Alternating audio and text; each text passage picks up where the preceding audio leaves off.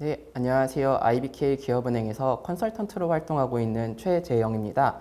제가 요즘 컨설팅 가서 기업 담당자분들 만나면 꼭 듣는 말씀이 있습니다. 재무자료나 회계자료, ESG 관련 지침 규정 등은 어떻게든 만들 수 있는데 온실가스는 정말 어렵다고 하십니다. 숫자가 많고 수식도 복잡하고 준비해야 되는 자료가 끝이 없다고요. 하지만 온실가스를 모르는 상태에서 데이터까지 챙기고 관리를 하다 보면 어디서부터 시작해야 될지 막막할지도 모르겠습니다. 그래서 오늘은 중소, 중견기업이 실제로 당면하는 온실가스 관리 요구사항과 기업이 현장에서 바로 적용할 수 있는 관리 방안을 쉽게 풀어서 말씀드리겠습니다. 어렵게만 보이던 온실가스 관리가 우리 기업을 지켜주는 도구라는 것을 오늘 함께 확인해 볼 수 있는 강의가 됐으면 좋겠습니다. 네, 목차입니다. 목차는 온실가스 관리와 ESG 경영의 필요성, 온실가스 관리의 이해, 실용적 이행 전략, 지속 가능한 미래를 위한 재원 순으로 말씀드리겠습니다. ESG 이제는 다들 너무 많이 들어보셔서 낯설지 않으실 건데요. 신문이나 뉴스 혹은 거래처에서 서류 요구를 받을 때마다 빠지지 않고 등장하는 게 ESG입니다. ESG는 환경, 사회, 지배구조의 약자로 조금은 거창해 보이지만 기업이 책임있게 운영하면서 오래 살아남는 방법이라고 보시면 될 것 같습니다. 예전에는 저런 건 대기업이나 글로벌 기업들이 하는 것이라고 생각하실 수 있는데요. 요즘은 어떨까요?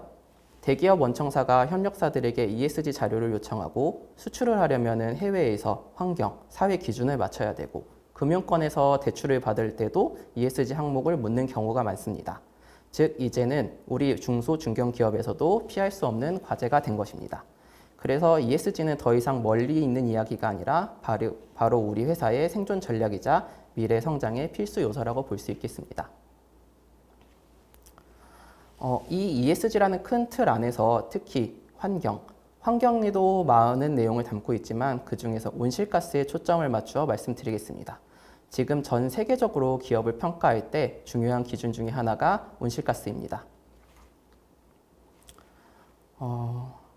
온실가스, 아마 학창시절 교과서에서 지구온난화, 온실효과 한 번쯤은 들어보셨을 것 같은데요. 온실가스는 대기 중에 머물며 지구의 온도를 높여 기후변화를 일으키는 주범입니다. 대표적으로는 이산화탄소, 메탄, 아산화질소, 불속의 가스들이 있습니다. 배출원은 생각보다 훨씬 더 광범위한데 산업공정, 수송, 건물, 농업, 폐기물, 처럼 우리 생활과 산업 전반에 빠짐없이 나오고 있습니다. 그래서 아마 나오지 않는 곳이 없다고 표현하는 게 맞을 수도 있을 것 같습니다. 국제적으로는 슬라이드에서 보시는 것처럼 스코프 1, 스코프 2, 스코프 3 구분해서 관리를 하고 있는데요. 공장 굴뚝에서 나오는 연료 연소를 통한 온실가스뿐만 아니라 우리가 쓰는 전기, 제품, 납품, 직원 출퇴근까지 관리의 범위에 포함이 됩니다. 여기서 기억하실 점은 이 기후변화의 주범인 온실가스가 규제 대상이자 기업 경쟁력의 핵심 지표라는 것입니다.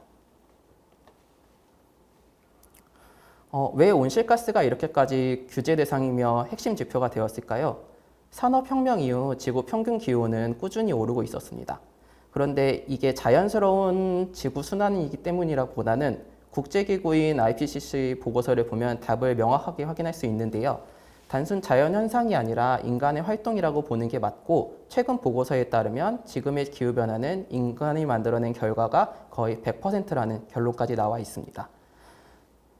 즉 공장에서 연료를 쓰고 자동차를 타고 전기를 쓰는 모든 활동들이 이제 지구온난화를 사실상 전부 이끌어낸 거라고 보실 수 있을 것 같습니다. 그 영향으로 기후변화가 우리 눈앞에 나타나고 있습니다. 여름마다 반복되는 기록적인 폭염, 갑작스러운 집중호우, 곳곳의 산불, 겨울철 폭설까지 뉴스에 나오는 이상기후가 사실 모두 온실가스와 연결된 겁니다. 이건 단순히 환경만의 문제가 아니라 에너지, 산업, 물류, 그리고 결국 기업의 경영까지 직결되는 심각한 리스크이기 때문에 전 세계가 온실가스를 규제 대상으로 삼고 정책과 제도를 강화하고 있습니다. 이제는 환경 보호를 위한 선택적인 사항이 아닌 기업 생존을 위한 필수 사항이 된 거라고 볼 수 있습니다. 사실 지금의 규제가 갑자기 생긴 건 아닙니다. 1992년 유엔 기후변화 협약을 시작으로 97년에 교토의정서에서 선진국들이 온실가스 감축을 하고 2015년 파리 협정에 따라서 전 세계의 모든 나라가 이제 온실가스를 줄여야 된다는 내용이 약속으로 되었습니다. 그리고 우리나라도 가만히 있진 않았습니다. 2009년 녹색성장기본법을 시행하고 2022년에 탄소중립 녹색성장기본법을 제정하면서 제도로서 온실가스를 관리하고 2050년 탄소중립을 공식적으로 선언했습니다.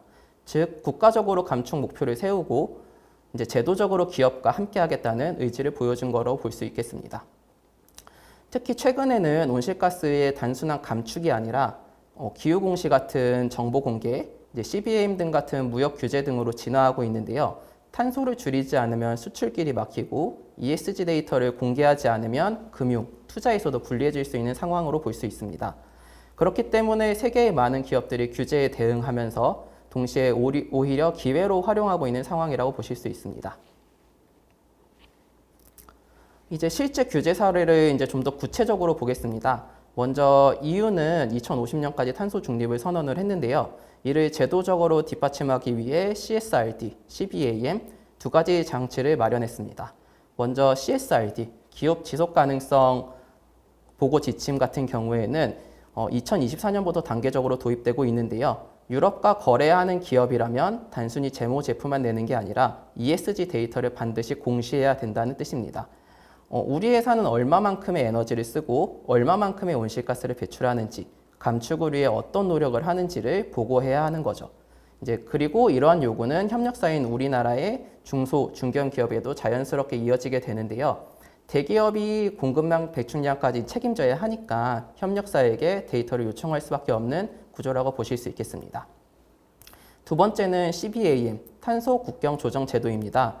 이제 2020년부터 본격 시행 예정인데 철강, 시멘트, 알루미늄, 비료, 전기 같은 품목을 EU에 수출할 때 이제 제품 단위 배출량을 보고하게 되어 있고 그 배출량이 EU 기준을 초과하게 되면 추가 비용, 일종의 탄소세를 내야 하는데 쉽게 말해서 이제 똑같은 철강을 만들었다고 쳐도 탄소를 많이 배출한 철강은 가격이 비싸지고 적게 배출한 철강은 경쟁력이 생기는 구조가 만들어지게 되어 있습니다. 미국도 마찬가지입니다. 미국 증권거래위원회는 상장 기업들에게 이제 기후 관련 정보를 공시하도록 요구하고 있고 여기에는 온실가스 배출량뿐만 아니라 이제 기후 리스크 관리 전략까지 포함되고 있습니다. 또 미국 의회에서는 이제 청정경쟁법 CCA를 이제 추진 중인데 고탄소 수입 구매 톤당 55달러의 탄소 부담금을 매기겠다고 하고 있습니다. 즉 미국이나 EU에 물건을 팔려면은 온실가스가 하나의 새로운 무역 규칙이 되는 셈입니다. 결국 온실가스를 관리하지 않으면 해외 시장에서 경쟁력을 잃게 될 수도 있고 이제 품질과 가격만으로는 경쟁력이 약하기 때문에 온실가스를 관리해야 되는 상황이 되었습니다. 앞선 슬라이드에서 온실가스가 왜 중요한지 계속 말씀을 드렸는데요. 이 한 장에서 이제 핵심만 말씀드리도록 하겠습니다. 파리 협정 이후에 이제 규제를 계속 각국에서 이제 규제를 강화해 오고 있는데요. 제품 단위 배출량을 반드시 제출해야 되고 이제 기준 단위를 넘으면 비용을 추가적으로 부담해야 됩니다. 그래서 수출 기업은 배출량 산정과 검증 자료 없이는 해외 시장이 이제 점점 진출이 어려워진 상황입니다. 그리고 시장의 변화인데요. 이제 글로벌 금융기관이나 투자자들은 이제 재무 성과만 보는 것이 아니라 책임 투자 원칙에 이미 전 세계 수천 개의 기관이 서명을 했고 투자를 결정할 때 ESG 데이터를 확인하기 때문에 기업이 기후 위기에 어떻게 대응하고 탄소 데이터를 얼마나 투명하게 공개하고 있는지가 자금 조달의 필수 요건이 되고 있습니다. 그리고 글로벌 대기업들은 스코프 3, 즉 공급망 전체를 포함하는 탄소 중립 목표를 세웠습니다. 그렇기 때문에 협력사인 우리 기업에서도 배출량 데이터를 요구하는 것이 자연스러운 흐름이 되고 우리 회사만 잘한다는 시대는 이제 끝나가는 상황이라고 보실 수 있을 것 같습니다. 이처럼 규제 시장, 고객 요구가 동시에 높아지는 상황에서 기업이 대응할 수 있는 첫 단계는 온실가스 인벤토리 구축입니다. 스코프 1, 2 배출량을 정확히 산정하고 필요하다면 스코프 3 배출량까지 관리해야 하며 외부 검증을 통해 이제 신뢰성을 확보하게 된다면은 탄소 중립 대응의 첫걸음이자 ESG 경쟁력을 키워가는 큰 출발점이 될 수 있을 것 같습니다. 하지만 현실은 조금 참담할 수 있습니다. 국내 중소기업의 약 95%가 자사 온실가스 배출량을 집계하지 못하고 있는데요. 이유를 들어보면 대부분 비슷합니다. 앞서 말씀드렸던 것처럼 뭐 데이터가 복잡하고 산정 방법론이 어렵고 우리는 배출량이 크지 않으니까 하지 않아도 돼. 이렇기 때문에 이제 대부분 손을 놓고 있으신데요. 저는 이렇게 말씀드리고 싶습니다. 측정은 곧 기회이고 배출량을 측정하는 순간 우리 회사의 리스크가 보이고 동시에 에너지 효율, 개선의 기회도 바로 드러날 수 있습니다. 당장 전기 연료비 절감으로 이어질 수 있기 때문에 이제 시장 굉장한 기회가 될 수 있는 거죠. 그리고 무엇보다 중요한 거는 시장과 금융기관이 인정하는 데이터가 생긴다는 것이 가장 큰 장점일 수 있겠습니다. 정리하자면 이제 온실가스는 측정 부담이 있긴 하지만 기업 경쟁력을 키우는 첫걸음이기 때문에 측정을 시작해서 관리를 나아가는 것이 중요한 상황이라고 보실 수 있겠습니다. 그렇다면 만약 우리가 온실가스를 관리하지 않는다면 어떤 일이 벌어질 수 있을까요? 이제 첫째로 거래의 기회를 상실하실 수 있는데요. 국내 대기업 대부분은 협력사의 ESG 평가를 진행하고 있습니다. 기사에 나왔던 내용으로 현대차 협력사 평가가 진행이 됐었는데 일정 점수를 넘어가지 않으면은 재계약이 되지 않을 수 있다는 말도 있었습니다. 거래처와의 관계가 한순간에 끊어질 수 있는 거죠. 둘째, 규제 비용의 증가가 있을 수 있습니다. 앞서 말씀드린 EU의 CBAM 같은 제도는 대표적일 수 있겠는데요. 대상이 아니실 수도 있겠지만 제품별 배출량에 따라서 이제 추가 비용이 발생할 수 있고 배출량이 많으면 가격 경쟁력이 하락하기 때문에 기업의 경쟁력이나 제품을 납품하는데 어려움이 생기실 수 있습니다. 셋째는 평판과 투자 리스크입니다. 소비자들은 이제 친환경을 외면하는 브랜드는 선택하지 않는 트렌드로 가고 있습니다. 글로벌 투자기관들도 이제 탄소 집약적인 기업에는 자금을 빼고 있고 자금 조달이 점점 더 어려워지고 있는 상황입니다. 넷째는 운영 리스크가 있을 수 있습니다. 기후변화가 만들어내는 폭염, 홍수, 에너지 가격의 상승은 기업 운영에 직접적인 타격을 줄 수 있고 에너지 효율이 낮은 기업일수록 더 큰 타격을 받을 수 있습니다. 온실가스를 관리한다고 해서 리스크만 줄일 수 있는 건 아닙니다. 당연히 기회를 얻을 수 있고 당연히 기업이 얻을 수 있는 새로운 기회가 있을 수 있는데요. 첫 번째는 이제 비용 절감으로 에너지를 아끼면은 온실가스도 줄어들게 되기 때문에 새로운 기회가 될 수 있습니다. 예를 들어 LED 조명 교체나 공정 효율화 같은 작은 변화가 전기 요금 절감으로 돌아오고 결국 환경 보호가 비용 절감 프로젝트가 될 수 있다는 걸로 볼 수 있습니다. 둘째는 인재 확보일 수 있습니다. 요즘 MZ세대 인재들이 정말 환경에 가치를 많이 두고 있는데요. 기업의 활동을 중요하게 보고 있고 친환경을 실천하는 기업일수록 좋은 인재가 몰릴 수 있고 직원의 자부심을 올릴 수 있습니다. 그리고 이것이 이제 생산성과 혁신 역량 강화로 이어질 수 있습니다. 셋째로 이제 시장 기회의 확대가 있을 수 있습니다. 글로벌 바이어나 이제 대기업들은 저탄소 제품을 우선적으로 선택할 수밖에 없습니다. 배출량을 관리하는 기업은 공급망에서 자연스럽게 우선권을 갖게 되고 새로운 매출의 기회가 열릴 수 있습니다. 넷째, 금융 혜택이 있습니다. ESG를 잘하는 기업은 자금 조달에서도 유리할 수 있습니다. 실제로 저희 은행이나 다른 주요 금융기관에서 ESG 우수 기업에게 우대금리나 특별 대출 프로그램을 실행하고 있습니다. 자금 조달의 비용을 줄이면서 이제 기업의 성장에 큰 기회를 더 잡으실 수 있는 거죠. 이제 온실가스 관리는 리스크를 피하기 위한 수단이 아니라 성장하러 가는 길이라고 보실 수 있겠습니다. 네, 온실가스 관리의 이해에 대해서 말씀드리겠습니다. 어떻게 이제 기업이 온실가스를 관리하는지 단계적으로 보면은 첫 번째 단계가 배출량 산정입니다. 즉 출발점을 잡는 건데요. 우리 회사가 얼마나 배출하는지 숫자로 확인하는 게 먼저고 예를 들면 이제 건강검진에서 혈압이나 혈당을 재는 것과 똑같다고 보시면 될 것 같습니다.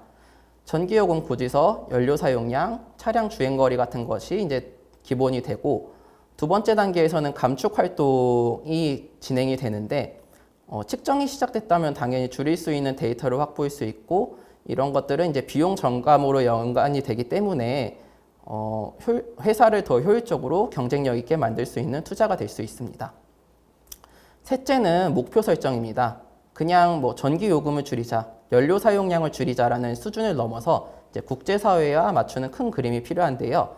우리 고객사와 글로벌 바이어들은 이미 공급망 정책 전체에 대한 탄소 중립 목표를 세우고 있고 국제사회에서도 2050 넷제로 탄소 중립을 요구하고 있기 때문에 우리 기업도 2030년까지 몇 %를 줄이겠다.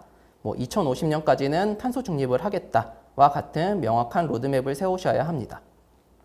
이러한 목표는 앞으로 투자, 거래, 금융 지원을 받기 위한 필수 조건이 되기 때문에 필수적으로 준비하셔야 합니다. 마지막으로 네 번째 단계는 실행과 성과 관리입니다. 여기서 중요한 건 단순히 우리가 줄였다는 말보다는 이제 줄였다는 걸 증명하는 것인데요. 이제 외부 검증을 받고 이해관계자에게 성과를 공유하고 단순한 이제 보고서를 넘어서 이제 브랜드 가치를 넘어서 크게 높일 수 있는 길이 될 수 있는 방향이라고 볼 수 있을 것 같습니다. 온실가스 관리는 배출량 산정, 감축 활동, 이제 목표 설정, 실행 및 성과 관리로 이어지는 사이클이 되는데요. 이게 제대로 작동하게 된다면은 규제 대응을 넘어서 비용 절감, 투자 유치, 시장 기회의 확대가 있을 수 있겠습니다. 혹시 온실가스 인벤토리라는 말이 조금 낯설 수도 있을 것 같은데요. 쉽게 말씀드리면 우리 회사가 1년 동안 어디에서 얼마나 온실가스를 배출했는지를 이제 목록화해서 기록하는 체계입니다. 마치 장부에 이제 수입과 지출을 기록하듯이 에너지 사용량과 배출을 정리하는 것이라고 볼 수 있습니다. 왜 이게 필요할까요? 예를 들어 집에서 한 달 전기요금을 모른다면은 이제 전등을 끌지 가전을 바꿔야 할지를 알 수 없듯이 기업도 전기, 가스, 연료, 물류, 폐기물 등에서 나오는 배출량을 정확히 알아야지 기업에서 줄일 수 있는 방법을 찾을 수 있기 때문에 이제 인벤토리가 중요한 상황입니다. 인벤토리에는 5가지 원칙이 있습니다. 투명성, 완전성, 일관성, 정확성, 타당성이 있는데요. 투명성은 누가 봐도 이렇게 계산했구나라고 알 수 있어야 되는 것이고, 완전성은 빠진 게 없이 모든 데이터를 기록해야 된다는 것이고, 일관성 같은 경우는 매년 같은 방식으로 기록해야 된다는 말입니다. 그리고 정확성 같은 경우는 실제 데이터와 맞는 데이터가 들어가는지 필요하고, 적절성은 우리 회사에 맞는 적절한 방법을 쓰는 것으로 볼 수 있겠습니다. 온실가스 인벤토리 구축 절차에 대해서 이제 10단계로 나눠놨는데요. 그냥 업무 프로세스라고 보시면 될 것 같습니다. 배출량 산정을 위한 보고 체계를 구축하고, 이제 조직 경계를 설정하고, 배출원 목록을 작성하고, 배출량 산정 방법을 선정하고, 이제 활동 자료를 수집하고, 배출량을 산정하고, 인벤토리를 작성하고, 필요하다면 명세서를 작성하고, 그 배출량에 대한 3자 검증을 받고, 이 자료를 이제 보고서를 만들어서 제출하고 이제 감축 계획 수립을 위한 기초 자료로 활용하는 것이라고 보시면 될 것 같습니다. 이제 구체적으로 인벤토리를 만들기 위해서 활동 자료를 어떻게 모으는지 살펴보겠습니다. 여기서 보시는 화면은 이제 저희 기업은행 온실가스 컨설팅에 쓰이는 이제 활동 자료 수집 화면인데요. 보시면은 고정 연소에서는 연료로 어떻게 쓰이고, 사업장에서는 전기를 얼마나 쓰고, 이제 이동 연소에서는 휘발유, 경유, LPG를 어떻게 썼는지에 대한 데이터를 모으게 됩니다. 이러한 자료 같은 경우는 도시가스 사용량, 전기 사용량, 그리고 주유소 영수증, 연료에 들어가는 계량기의 양들이 예가 될 수 있겠습니다. 다들 처음에 이제 배출량을 계산하시기에 복잡하다고 보실 수 있겠는데요. 이 모든 자료가 돈에 관련된 것이기 때문에 아마 담당 부서에서 전기요금 고지서, 가스 영수증, 주유소 영수증 같은 것들을 이미 파일로 관리하고 있으실 거예요. 그걸 이제 엑셀로 정리해서 공식에 넣기만 하면은 바로 배출량이 산정이 가능하다고 볼 수 있습니다. 그러니까 나중에 조사해야 하나 하고 걱정하실 필요 없이 평소에 자료를 잘 모아 두시는 것만 해도 절반 이상은 준비되신 거라고 볼 수 있겠습니다. 자, 이제 본격적으로 온실가스 배출량을 어떻게 계산을 하냐를 보겠습니다. 많은 분들께서 온실가스 배출량 산정은 이제 전문가만 할 수 있는 영역이라고 생각하실 수 있는데요. 사실상 식은 굉장히 간단합니다. 온실가스 배출량은 활동 자료에 배출 계수를 곱하고 지구 온난화 지수를 곱하게 되는데요. 이제 활동 자료 같은 경우는 이제 앞서서 나왔던 전기 사용량, 연료 사용량 이런 것들이 되고, 배출 계수는 이 연료나 전기를 쓸 때 이산화탄소가 몇 톤이 나오는지에 대한 환산 계수이고, 지구온난화 지수는 온실가스마다 이제 기후에 미치는 영향이 다른데, 이산화탄소를 일로 놨을 때 다른 가스들이 기후변화에 얼마나 영향을 주는지에 대한 영향이고요. 예를 들어서 같은 1kg의 CO2나 메탄이라고 쳤을 때 기후변화에 주는 영향력은 이산화탄소가 1이라면 메탄은 28의 영향을 주는 총 28배의 영향을 준다는 뜻을 볼 수 있겠습니다. 이제 계산이 끝나면은 이제 결과를 분석하고 그냥 정리하는 게 아니라 이제 분석을 하고 대응을 하는 단계로 넘어가야 되는데요. 분석하는 방법에는 다양한 방법이 있습니다. 원단위 분석이 있을 수 있고, 제품별 거래처별 분석이 있을 수 있고, 추세 분석이 있을 수 있습니다. 이러한 분석 자료는 단순한 보고용이 아니라 이제 실제 경영에 활용이 될 수 있기 때문에 잘 분석을 하는 게 좋은데요. 예를 들어서 이제 에너지에 집중되는 공정을 개선해서 전기료나 연료비를 절약하는 데 쓸 수 있고, 이제 공급망에서 우리 거래처에 대한 배출량을 제공해서 공급망을 대응할 수 있고, 어떤 부분에서 투자를 해야지 효율적인 온실가스 감축이 가능한지에 대한 분석에 대한 데이터가 될 수 있습니다. 그렇기 때문에 이제 배출량의 분석은 단순한 숫자를 나열하는 것이 아니라 기업 경쟁력을 높이는 나침반이라고 보실 수 있겠습니다.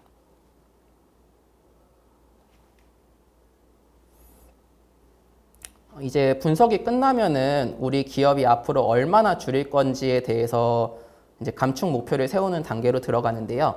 여기서 중요한 거는 아무 숫자나 정하는 게 아니라 국제적으로 인정받는 방식에 따라 목표를 세운다는 겁니다. 그게 바로 SBTi, 과학 기반의 감축 목표인데요.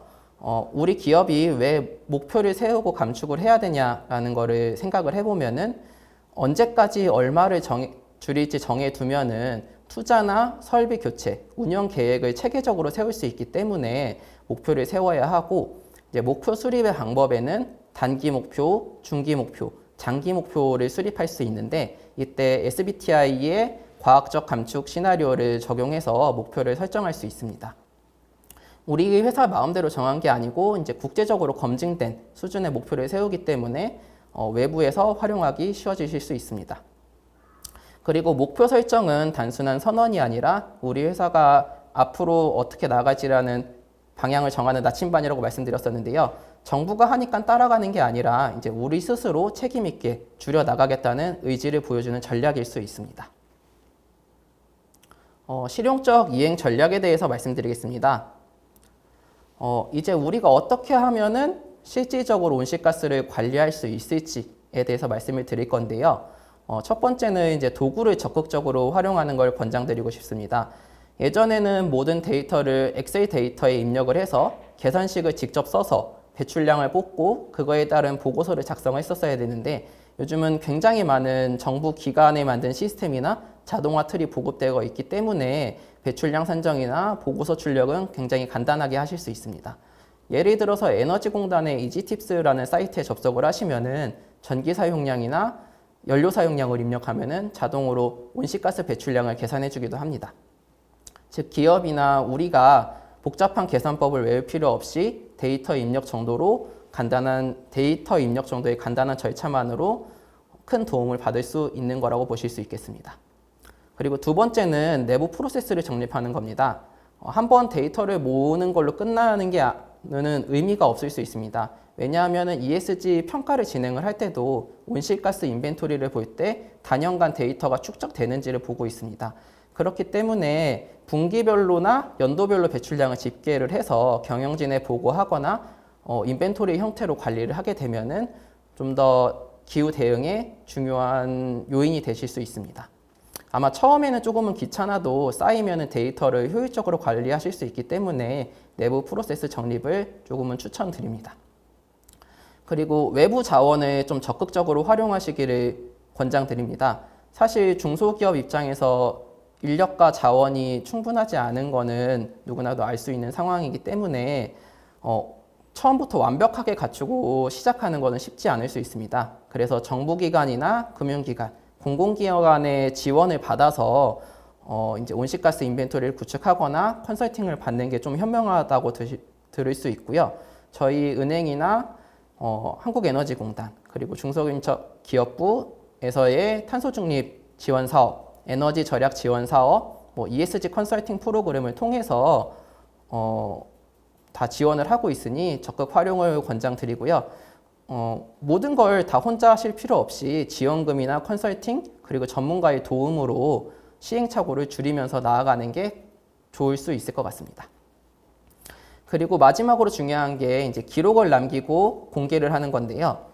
데이터를 단순히 내부 보고용으로만 쓰는 게 아니라 문서화해서 홈페이지에 공개하고 이제 브로셔 같은 걸 만들어서 외부로 제공을 하면은 이제 우리 회사의 온실가스 그리고 에너지 사용량에 대한 관리에 대한 상황을 보여줄 수 있습니다. 이런 것들은 이제 투자자에게 강한 신뢰를 줄 수 있기 때문에 적극 권장되는 사항이고요.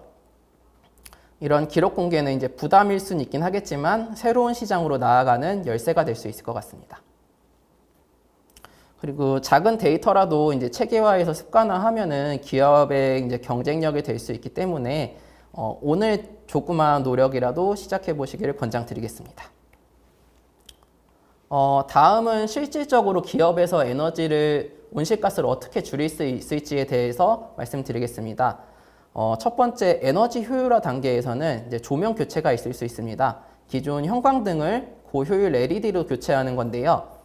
많은 기업에서 LED 조명을 교체하면서 전기 사용량을 줄이고 투자비 회수를 하고 있습니다. 작은 전구 교체 하나가 기업 전체의 전력 비용과 온실가스 감축에 큰 기여를 하고 있는 거라고 볼 수 있고요. 두 번째는 폐열 회수인데 이제 공정 과정에서 버려지는 열을 회수해서 쓰는 건데 생산 과정에서 나오는 고온 배기가스나 폐열을 직접적으로 열원으로 사용하거나 지역 난방에 공급해서 지역사회 공헌까지 이루어질 수 있는 상황으로 볼 수 있습니다.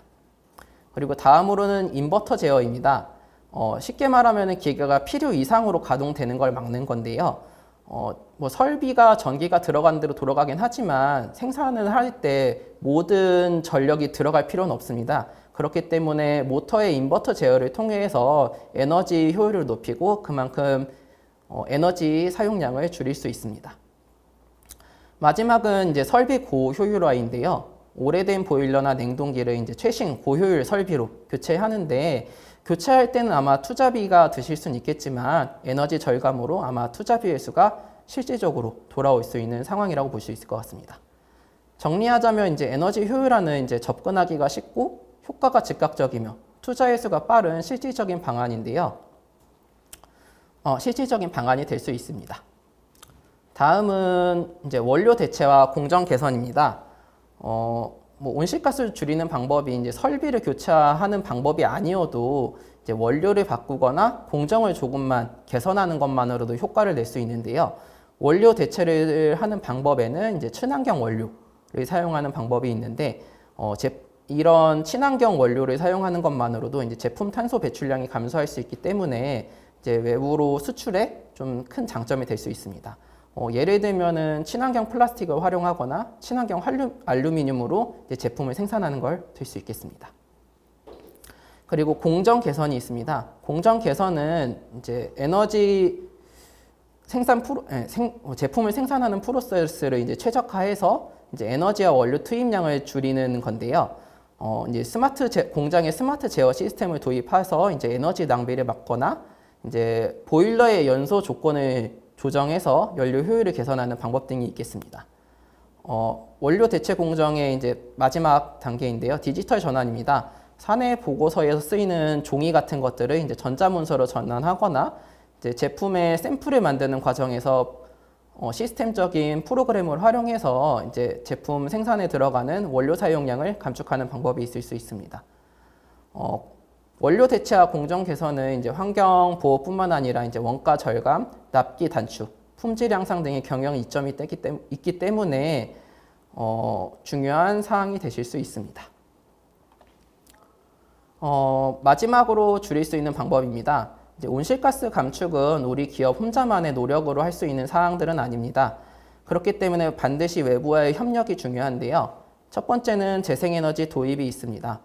대기업뿐만 아니라 중소기업에서도 이제는 이제 태양광, 풍력 같은 재생에너지를 참여하는 흐름이 확대되고 있는데요. 공장 지붕이나 UV지를 활용해서 태양광 발전을 설치하면 장기적으로 전력 비용 절감을 볼 수 있습니다. 두 번째는 탄소 상쇄의 활용입니다. 이제 모든 배출을 한 번에 줄이기는 어렵기 때문에 이제 기업들이 외부 감축 프로젝트를 실행하고 있는데요. 프로젝트에 투자해서 이제 배출권을 확보하는 방법이 있습니다. 그리고 세 번째는 산학과 이제 협력하는 방법입니다. 이제 연구기관이나 대학과의 협력을 통해서 최신 기술을 이제 최대한 빨리 도입을 하셔서 이제 신기술을 적용하는 건데요. 협력 같은 경우는 이제 단순히 기술 제공을 넘어서 우리 회사의 역량을 한 단계 끌어올릴 수 있는 기회가 되기 때문에 적극 활용을 권장드립니다. 마지막은 글로벌 이니셔티브 참여입니다. SBTI나 CDP, REPEC 같은 글로벌 프로그램들이 이제 점점 거래 조건으로 되어가고 있는데요. 우리 중소기업도 작은 단계부터 참여해서 향후 글로벌 시장의 진출에 좀 기여할 수 있는 노력이 필요합니다. 정리하자면 외부와의 협력은 단순히 선택이 아니라 필수 전략이 될 수 있는데요. 혼자 할 수 없는 것을 이제 협력으로 보완하고 과정에서 이제 비용 절감이나 신뢰 확보 그리고 새로운 기회 창출까지 얻어질 수 있습니다. 온실가스를 어떻게 체계적으로 관리할 것인가에 대해 말씀드리겠습니다. 여기 보시면은 상단에 이제 정량 데이터 관리부터 시작이 되는데요. 온실가스 관리는 단발성 프로젝트가 아니라 데이터, 로드맵, 실행 공개라는 이제 순환 구조로 돌아가게 돼야 되는데 이 사이클이 잘 돌아가야지 기업이 평가에도 대응하고 경쟁력으로 연결이 될 수 있습니다. 첫 번째는 정량 데이터 관리입니다. 가장 기본은 배출량 데이터를 정확히 모으고 최소 3년 이상의 데이터를 연속적으로 관리하는 게 중요하고요. 이런 자료들은 감축 근거로 활용이 될 수 있습니다. 둘째, 목표 및 로드맵 수립입니다. 이제 단순히 줄이겠다가 아니라 단계별 실행 계획을 만들어야 하고 SBTI 기반의 온실가스 감축 목표에 따른 단기, 중기, 장기 목표를 수립해서 기업의 나침반이 될 수 있습니다. 그리고 셋째는 내부 역량 강화입니다. 직원 교육과 이제 조직 내 ESG 문화 확산이 중요된 내용인데요. 이제 사실 데이터를 모으고 보고서를 쓰는 거는 담당자 혼자 힘으로는 할 수 없는 게 현실입니다. 그렇기 때문에 ESG 전담 팀을 꾸리거나 담당 전문가를 만들어서 채용해서 이제 사내 교육을 통해 이제 직원들의 참여를 꼭 이끌어내는 것이 중요합니다. 그리고 넷째는 자료 체계화입니다. 감축 활동을 했더라도 이제 증빙 자료가 없으면은 평가에 인정받기가 어려울 수 있습니다. 이제 전기 요금 고지서나 연료 구매 내역 그리고 설비 교체 영수증 같은 것들을 체계적으로 정리해 두고 그러한 자료들이 언제든 정부나 뭐 우리의 대기업 원청사들이 요청을 해 놓으면은 그 자료로 대응을 하실 수 있습니다. 마지막으로 이제 투명한 정보 공개입니다. 이러한 데이터들을 보고서에만 담는 게 아니라 이제 홈페이지나 지속 가능 경영 보고서, 뭐 ESG 리포트를 통해서 이해관계자나 우리 관련 기업이나 뭐 고객들에게 공유를 해야 합니다. 우리는 이렇게 줄이고 있고 앞으로 이렇게 하겠다라는 메시지를 이제 지속적으로 내는 것은 우리 기업의 신뢰도를 높이는 길일 수 있기 때문입니다. 정리하자면 이제 온실가스 관리는 단순히 줄이는 활동만이 중요한 게 아니라 데이터 관리, 목표 수립, 실행, 공개까지 이어져야 되고 이 순환 구조가 기업의 ESG 신뢰도를 높이고 평가 대응뿐만 아니라 장기적인 경쟁력을 만들어줄 수 있는 거라고 보실 수 있겠습니다. 마지막 장입니다. 기업의 온실가스 관련해서 이제 지속 가능한 미래에 대한 제언을 드리려고 하는데요. 마지막으로 드리고 싶은 말씀은 이제 거창한 것보다는 작은 것부터, 작은 변화부터 시작하는 것이 중요하다는 말씀을 드리고 싶습니다. 사무실에서 불필요한 전등을 끄거나 문서 출력량을 줄이는 것 같은 사소한 변화가 모이면은 기업의 미래를 바꿀 수 있습니다. 실제로 많은 기업들이 작은 습관에서 출발해서 ESG 경영으로 성장하고 있습니다. 그리고 탄소 중립은 선택이 아니라 기업 생존의 문제입니다. 먼저 준비하는 기업이 규제 대응뿐만 아니라 시장의 기회를 먼저 가져가실 수 있고 혼란 속에서 기회를 먼저 선점하실 수 있습니다. 그리고 셋째로 장기적 안목으로 보라고 말씀드리고 싶습니다. 온실가스 감축은 단기 성과만 보는 게 아니라 기업의 생존과 직결되기 때문에 지금의 투자가 결국엔 미래의 생존을 보장하는 자산이 될 수 있습니다. 그렇기 때문에 꼭 장기적 안목으로 보시기 바라겠습니다. 그리고 넷째는 협력과 공유의 가치입니다. 완벽하게 준비된 다음 시작하는 것보다 계속 말씀드리고 있지만 작은 것부터 시작해서 공유하고 실행하는 게 훨씬 더 중요할 수 있습니다. 협력사나 직원, 고객 모두에게 남을 때 효과가 배가 될 수 있습니다. 미래의 경쟁력은 이제 당장 행동하는 기업에게 주어질 수 있다는 게 드리고 싶은 말씀입니다. 지금 보시는 거는 이제 제가 마지막으로 제공을 해드리는 9가지의 체크리스트인데요. 이제 우리 회사의 상황을 점검할 수 있는 체크리스트라고 보시면 될 것 같습니다. 총 9개인데 탄소 배출량 파악, 인벤토리 작성, 감축 목표 설정, 액션 플랜 수립, 책임자 지정, 임직원 참여, 외부 지원 활용, 데이터 공개, 정기 점검인데요. 먼저 탄소 배출량 파악은 최근 1년간, 2년간 데이터를 모으는 것만으로 충분히 출발할 수 있는 사항입니다. 그리고 두 번째는 앞서 말씀드렸던 여러 가지 플랫폼과 시스템을 활용해서 인벤토리를 작성하는 거고요. 세 번째는 이제 감축 목표 설정인데 컨설팅을 받거나 과학 기반, SBTI 기반의 감축 목표를 수립하는 겁니다. 그리고 이제 액션 플랜 수립인데 이것 같은 경우는 우리가 세운 목표를 달성하기 위해서 저희가 앞서 말씀드렸던 에너지 효율이나 원료, 그리고 공정 전환, 그리고 협력 등을 통해서 이제 연도별 감축 목표를 수립하셔서 하는 방향이라고 보시면 될 것 같고, 이제 다섯 번째는 이제 책임자 지정인데, 이게 대표님께서 항상 말씀하시는 게 어느 분한테 시켜야 될지도 모르겠다는 말씀들도 있고, 이게 내 일인지 모르겠다고 하시는 분들도 많이 있어요. 그래서 명확한 업무 분장을 통해서 ESG 담당자나 에너지 담당자를 지정하고 경영진에게 정기적으로 보고하는 체계를 갖추는 게 중요한 상황입니다. 그리고 여섯 번째, 임직원 참여 같은 경우는 이제 교육이나 캠페인을 통해서 직원들에게 ESG의 필요성을 알리고 교육이나 전 직원 공감대를 형성하는 게 중요한 상황입니다. 그리고 일곱 번째는 외부 지원 활용. 이제 앞서 말씀드렸던 정부 보조금이나 컨설팅 등을 활용해서 초기 투자 비용을 줄이면서 활용하는 방법들이 있겠습니다. 그리고 여덟 번째, 데이터 공개.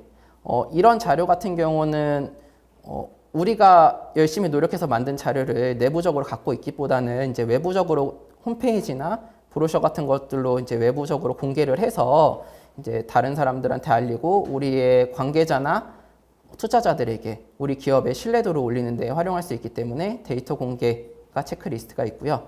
마지막으로 이제 매년 이제 이 체크리스트를 점검하고 우리의 프로세스를 점검을 해서 개선을 해야지 이제 진짜 성과가 만들어질 수 있을 것 같습니다. 이 9가지를 이제 하나씩 체크하다 보면은 우리 중소기업이 단순히 규제에 대응하는 것뿐만 아니라 비용 절감, 투자 유치, 신뢰 확보, 시장 기회 확대라는 성과를 얻으실 수 있을 것 같습니다. 그리고 모든 체크가 끝난 순간 이미 여러분의 회사는 ESG 선도 기업 반열에 오르게 될 수 있을 것 같고요.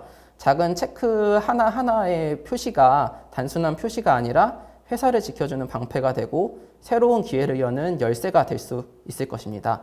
지금 행동하는 기업만이 미래를 선점할 수 있다고 생각합니다.